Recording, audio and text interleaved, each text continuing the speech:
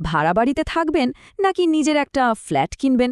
মানে এটা এমন একটা প্রশ্ন যা বাংলাদেশের প্রায় প্রত্যেকটা মধ্যবিত্ত পরিবারকে কোনো না কোনো সময় ভাবায়। চলুন আজকে এই কঠিন প্রশ্নটার একটা সহজ সমাধান খোঁজার চেষ্টা করি। আচ্ছা, ব্যাপারটা কি এমন হয় যে প্রতি মাসেই বেতনের একটা বড় অংশ সোজা চলে যাচ্ছে বাড়ি ভাড়ার পেছনে, আর মাস শেষে মনে হচ্ছে আরে নিজের তো কিছুই হলো না? এই চিন্তাটা কিন্তু শুধু টাকার নয়, এর সাথে জড়িয়ে আছে আমাদের মানসিক শান্তি, ভবিষ্যতের নিরাপত্তা আর অনেক স্বপ্ন। চলুন বিষয়টা আরেকটু সহজে বোঝার জন্য আমরা করিম সাহেবের উদাহরণটা দেখি। ধরুন করিম সাহেবের বয়স ৩২ আর তার মাসিক আয় ৮০,০০০ টাকা।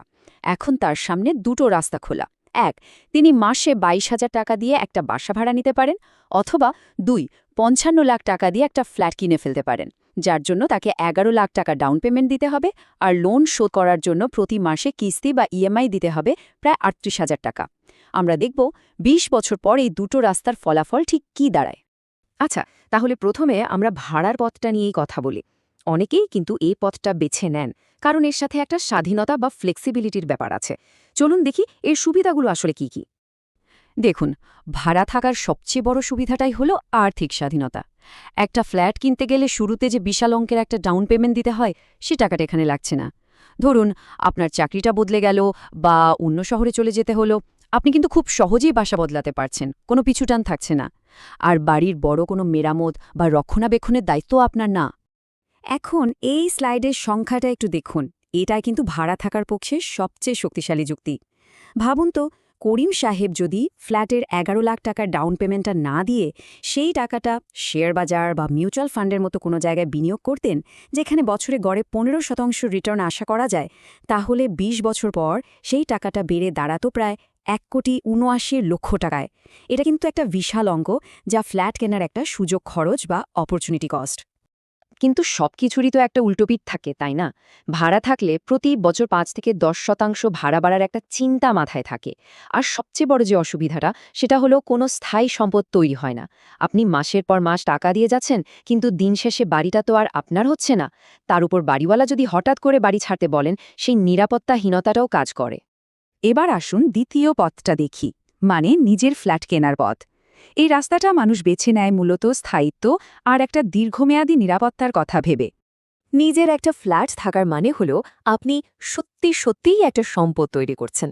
প্রতি মাসে যে ইএমআই দিচ্ছেন সেটা দিয়ে কিন্তু আপনার নিজের সম্পত্তির মালিকানাই একটু একটু করে বাড়ছে। ঢাকায় সাধারণত প্রতি বছর সম্পত্তির দাম ৮ থেকে ১২% হারে বাড়ে। এটা পরিবারকে একটা দারুণ স্থিতিশীলতা দেয় আর মুদ্রাস্ফীতির বিপরীতে একটা চমৎকার সুরক্ষা হিসেবেও কাজ করে। আর এই যে দেখুন, একটু আগে যে বিনিয়োগের কথা বললাম, এটা হলো তার একটা পাল্টা জবাব। করিম সাহেবের ৫৫ লাখ টাকার ফ্ল্যাটটার দাম যদি বছরে গড়ে মাত্র ৫% হারেও বাড়ে, তাহলেও কিন্তু ২০ বছর পর সেটার মূল্য গিয়ে দাঁড়াবে প্রায় ১.৫ কোটি টাকায়। মানে এখানেও সম্পদ বাড়ছে, তবে অন্যভাবে। তবে হ্যাঁ, ফ্ল্যাট কেনার পথটাও কিন্তু ফুলে ছাওয়া না। শুরুতেই একটা বিশাল অঙ্কের ডাউন পেমেন্ট দিতে হচ্ছে। আমাদের দেশে হোম লোনের সুদের হার বেশ চড়া, প্রায় ৯ থেকে ১২%। আবার এই সম্পদটা কিন্তু লিকুইড নয়, মানে চাইলেই আপনি কালকে বিক্রি করে টাকা হাতে পাবেন না। আর সবচেয়ে বড় যে ব্যাপারটা, সেটা হলো প্রায় ১৫ থেকে ২০ বছরের জন্য মাথায় একটা ঋণের বোঝা চেপে যায়। ঠিক আছে, আমরা দুটো পথের সুবিধা অসুবিধা তো দেখলাম।